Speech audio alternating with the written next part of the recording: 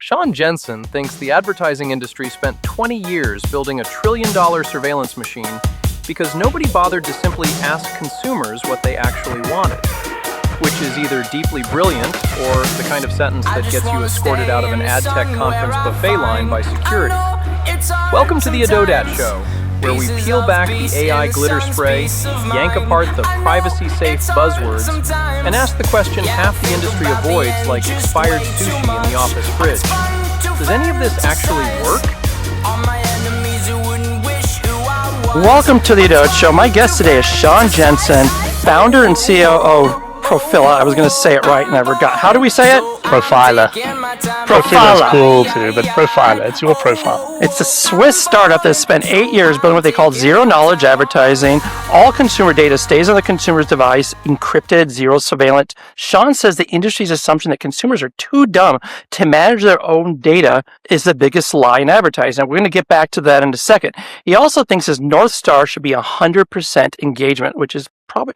Either he's the most important person in AdTech or he's completely lost his mind. Shawn, welcome to the show. Let's find out which. First question of the day is, how are you doing? Thank you. Doing very well, and glad to be on the show, and glad to be a little bit warmer weather. It's turning spring to summer. Explain Profila to me like I'm a CMO who spent my entire career buying audiences through surveillance-based targeting. Because what you're describing sounds like the opposite of what everyone else does in the last 20 years.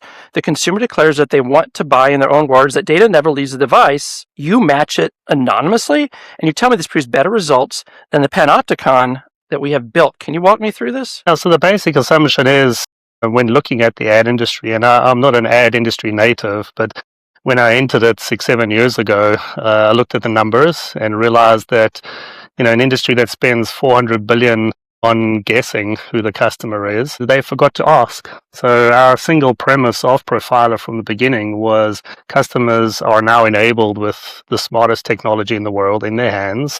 And they do actually know how to use the internet, and they're pretty smart when it comes to their desires, needs, and wants. So we think if you ask them at broadcast scale, they'll be able to give us some pretty good answers as to what they need. So my notes say that the key differentiator is declared intent, not inferred behavior. The consumer says, I want to buy a car in the next 6 months with a budget of $40K. That is fundamentally different than inferring intent because someone Googled the best SUV in 2026. Is declared intent actually more valuable than inferred intent? Absolutely. And from our just research and conversations, a declared intent is a lead indicator, whereas everything else is lagging. And that's why the internet is catching up with just about every consumer of the internet. And in our discussions too, that's what irritates most people, right? Is seeing content that's no more relevant because I've already made my choice. And I think lead indicators is what the industry always wants, but never gets. So you also built a multi-agent AI classification system that you call AICE. I assume it's called ACE. Yes.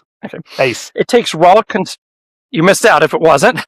It takes raw consumer declarations in any language in terms of structural intent signals with cultural and generational intelligent IAB taxonomy, enrichment, and confidence scoring. That is pretty impressive, but also means you're using AI to process intent data. The consumer says something in natural language, and your AI decides what it means. How is that different than inference-based targeting that you're arguing against? So yeah, that platform, which is an Agentic intent classification engine, is why we called it ACE. It is a work in progress, but what we believe is if somebody is talking to a ChatGPT or an Anthropic or Claude right now, they still see the final outcome. So on Profila, we show them this is what your conversation is. Does this match your need and desire? And nothing gets sent unless the person actually says, yes, that is exactly what I want. That is a good contextual summary.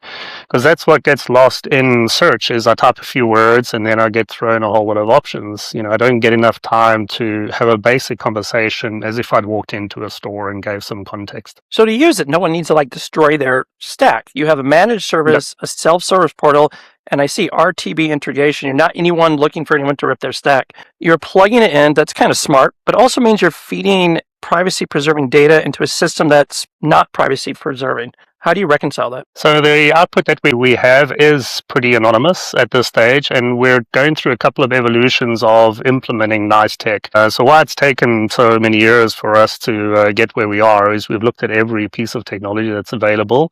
to make this data private but at scale. And you get these data clean rooms, you get cool stuff like multi-party computation. But at the end of the day, if you just strip out enough personal data, so there's no PII in anything that we send through the API to the OpenRTB network or direct to a brand, then it is still highly anonymous. All they have is a hashed code of who this reply advert needs to link to.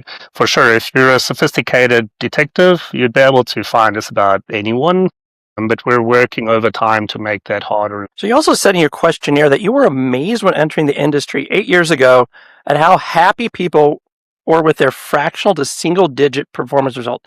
And your North Star is 100% engagement, 100%.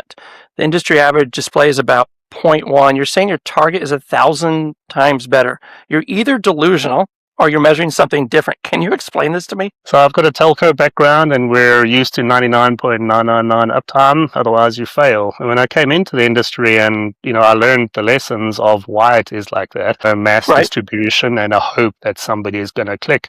But our premise here is very simple, that if we reduce the number of intents and you only ask the question and you only receive 1 or 2 ads that are as close to perfectly personalized for you, then you will click on them and you will be receiving value. So yes, we will reduce drastically the number of ads you see through our product called Metronome, where you can dial down to say, this is my intent, I want 1 ad a week or I want 1 ad on a Thursday.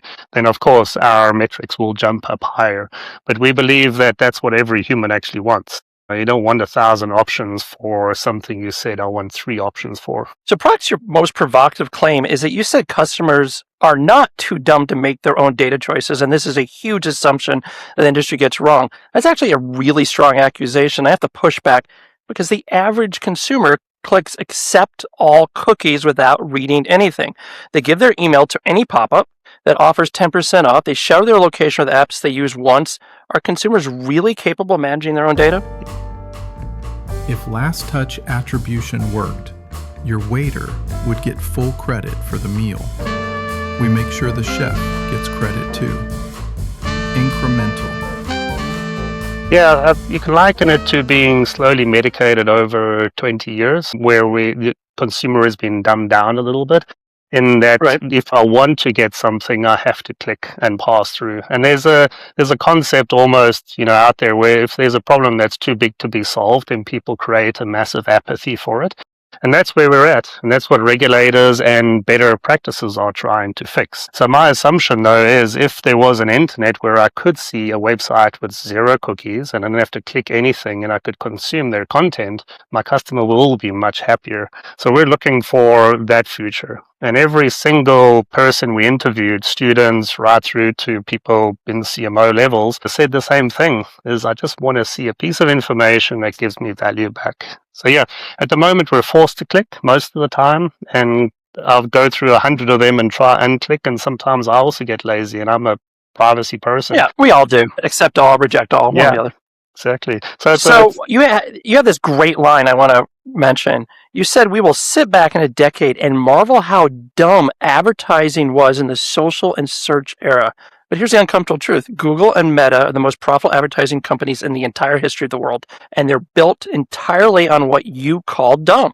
The dumb model is trillions of dollars. How is your smart model actually going to compete with that? So as far as dumb, our principle is that, is it really only surveillance that can get you the information you need to serve an ad? So that's where we come in with the dumb statement, is to say we've spent billions and billions on an industry which relies solely on inferred intent and guessing what a person wants, versus in the past, actually asking them. So that's why we say it's dumb, because we now believe that the pipes are there, and this is recent years, that will actually allow every single human to challenge that premise that Google and Meta set many years ago.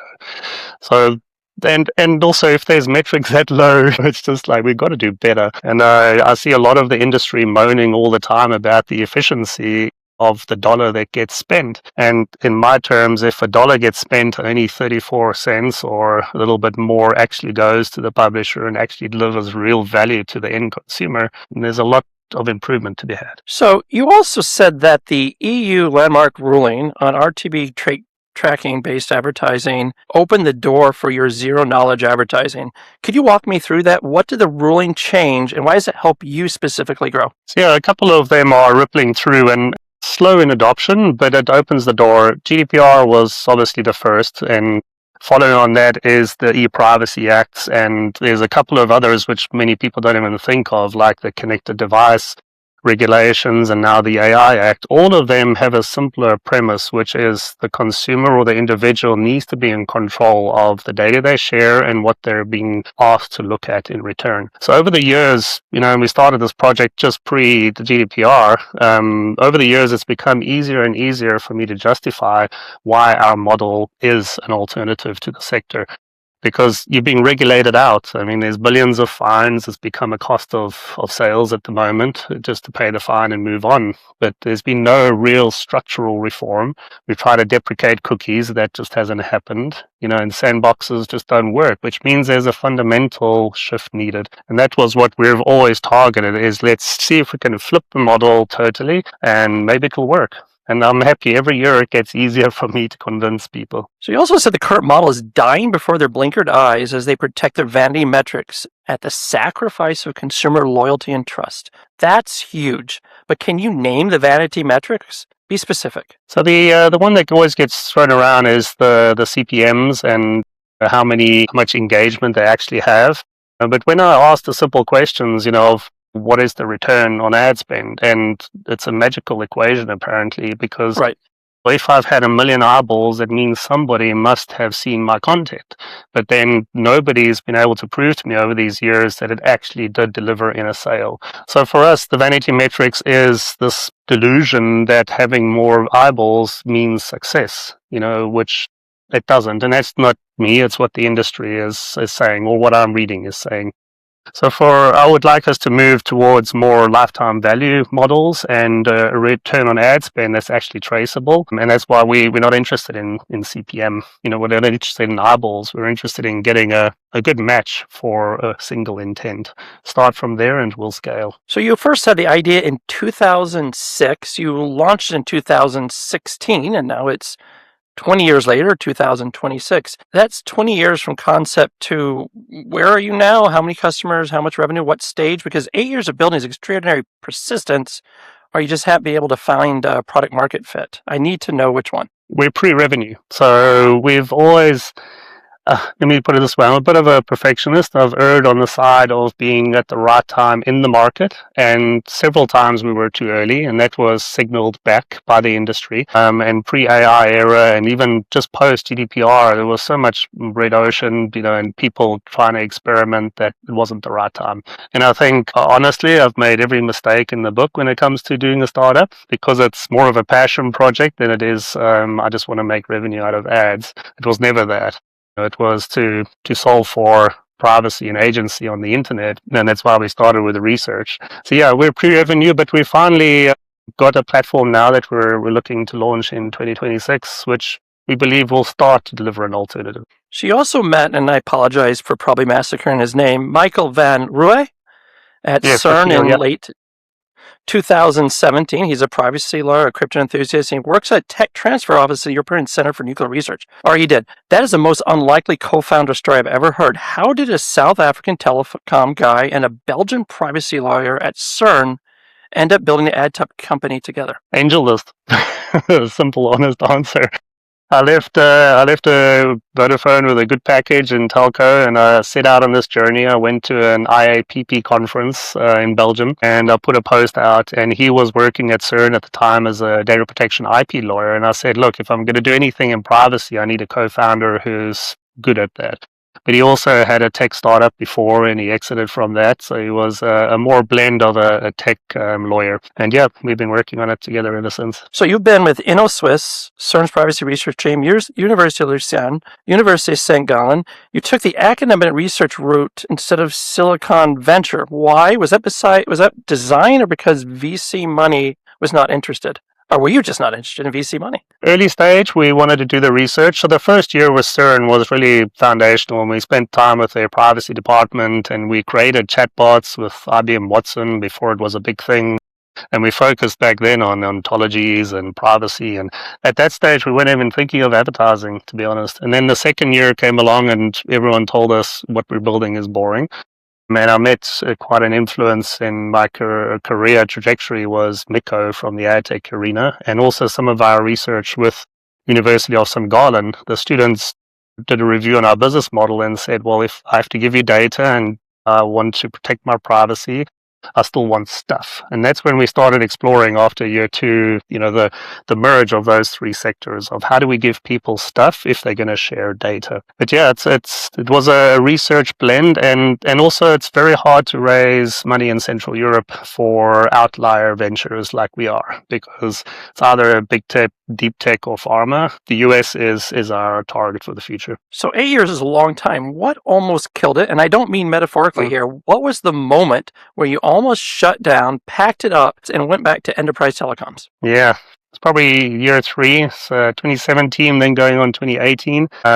Almost had to pack it up, sold the house to pay into it, sold the pensions, cashed out for it, the anniversary watch was cashed out for it, and it was all because it just took a lot longer than anyone expects. And that's the rule of startups, right? Is if you're trying to solve a general problem, it takes a lot longer than just copycatting someone else in specific. So it was probably in year three, after we had that good success, we thought, with CERN and pilots and the brands telling us we're on the right path for privacy, then it was just, well, nobody wants to invest and nobody wants to pay because we hadn't settled on the right model, to be honest. So yeah, it was halfway through, there was almost all quits. But I've got a conscience. I don't like letting any investor down. So now the most fun part of the show, we strand you on desert island, 5 people. You brought your wife, your daughter, your son, Grylls, which everyone does, and Ricky Gervais, so you can laugh. You brought your entire family to a survival snare, and then you hired a TV survivalist and comedian. That is a reality show pitch. Walk me through this. So yeah, it's if you're in a hard time, I've found also over the years that to have a sense of humor is what saves humanity, to be honest, because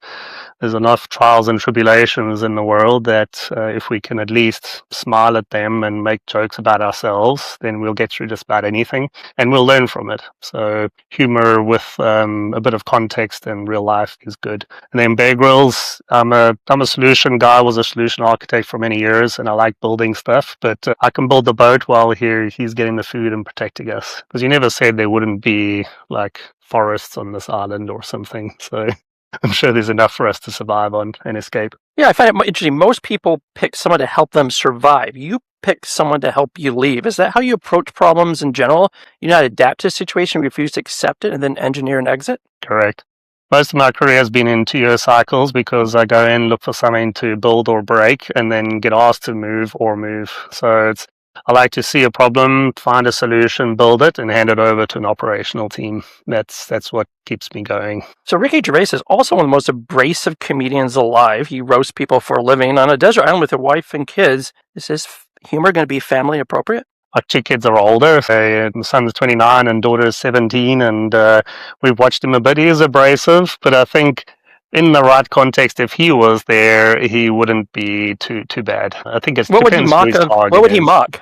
Is there anything he'd mock how useless I am at actually building stuff, because I tried DIY for a couple of years and I'm terrible. So he would mock that, and he would mock the fact how we got ourselves onto the island in the first place. Your superpower question, you gave 2 answers. First, you asked for, and you must be like, your soul must be French, unlimited red wine. It's my side passion. Being a South African, we all love wine, and it's some of the greatest wine in the world actually comes from What is it, a good Town. Merlot?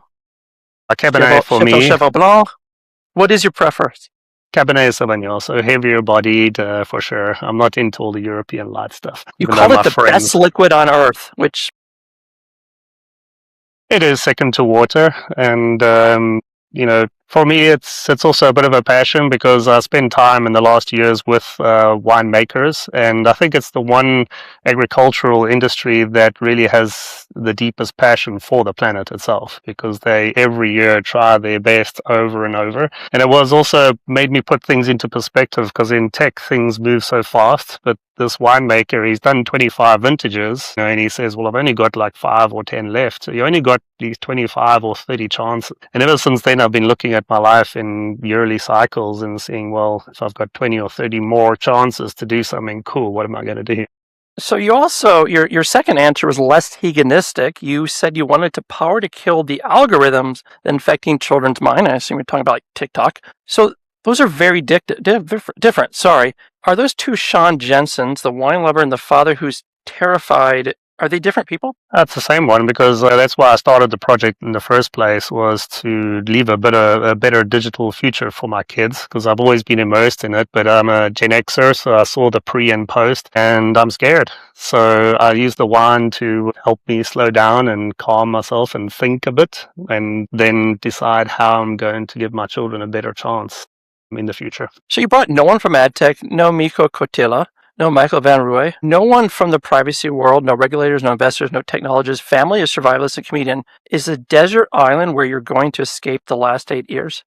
Nah, Cape Town, South Africa, on a wine farm. That's probably the best place. Or in California, Napa. Also, your Yoda is Miko Kotila, a man who co-authored the WFA Compendium of ad fraud knowledge, so the industry was losing $50 billion a year to fraud, and calls himself an ad tech whistleblower. He taught you that advertising is complex today, and breakthroughs require skeuomorphing from the norm.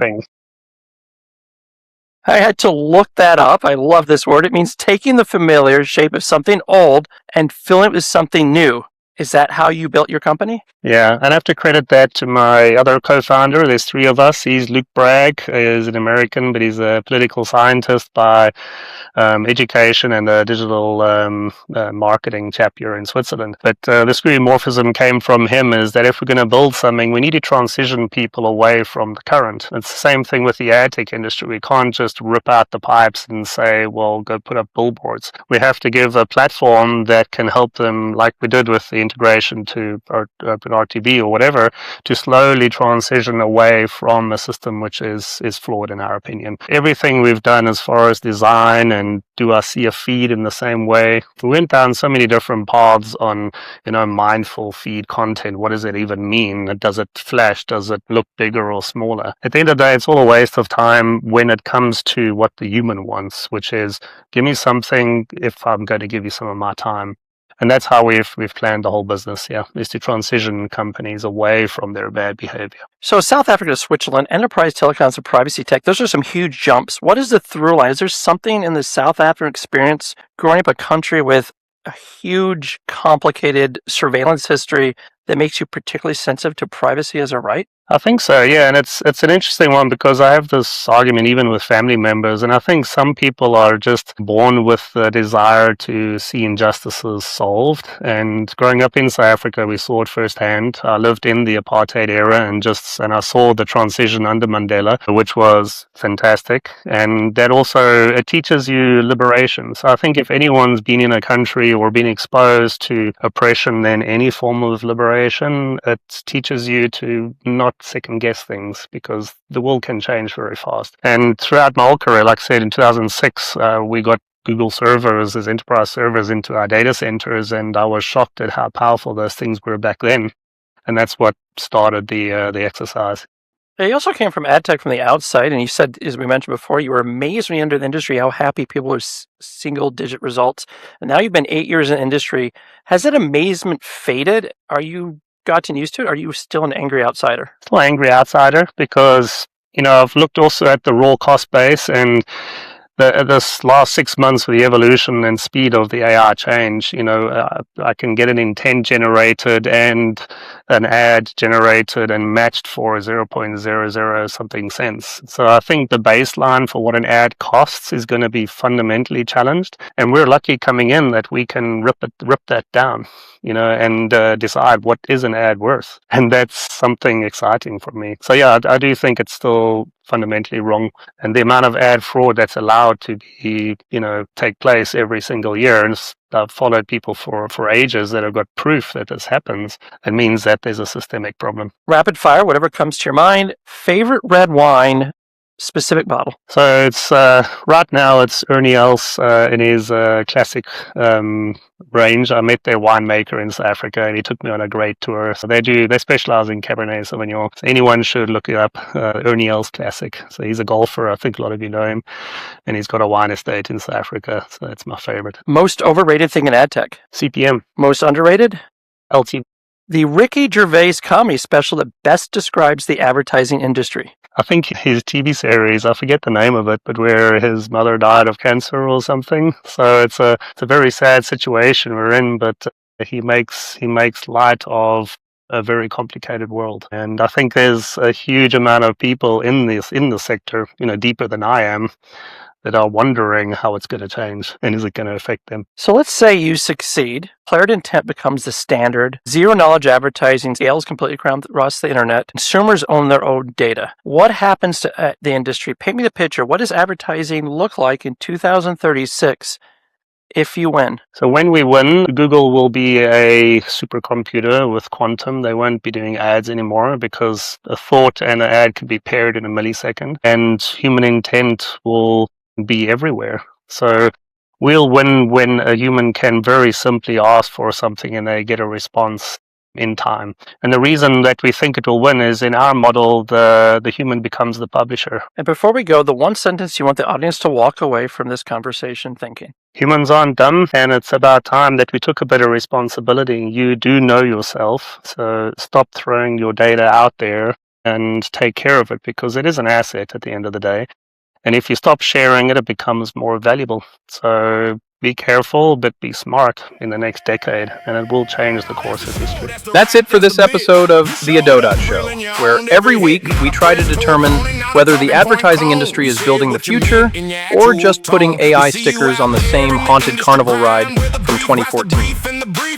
Huge thanks to our sponsors, Troutman Amin LLP, the TCPA law firm that keeps marketers from accidentally texting themselves into a federal lawsuit, and Incremental, the causal intelligence and incrementality measurement company trying to answer the radical question, did your advertising actually cause sales? An uncomfortable concept for parts of this industry, naturally. Stay bold, stay curious, and know more than you did yesterday. Baby, you crush the line.